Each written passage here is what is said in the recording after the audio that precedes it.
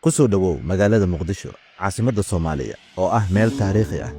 dibna uga soo kabanaysa dhibaatooyinkii ka soo gaara dagaaladii sokeeye maanta magaalada muqdisho ma ahan midii hore waxayna la jaan qaadaysaa magaalooyinka waaweyn ee caalamka iyada oo yeelanaysa ganacsiyo dhismayaal casri ah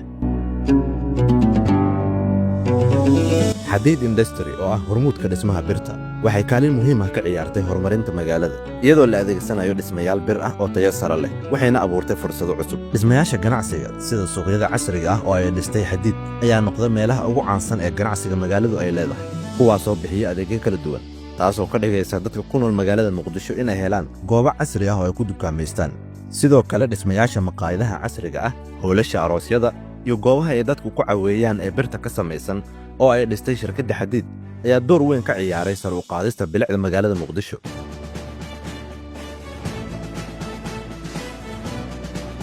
xadiid industry waxa ay door weyn ka qaadatay in magaalada muqdisho ay noqoto mid la tartami karta magaalooyinka adduunka ugu horumarsan waxayna ku dadaalaysaa shirkadda inay sii wado horumarinta iyo dhisidda mustaqbalka magaalada iyo guud ahaan dalka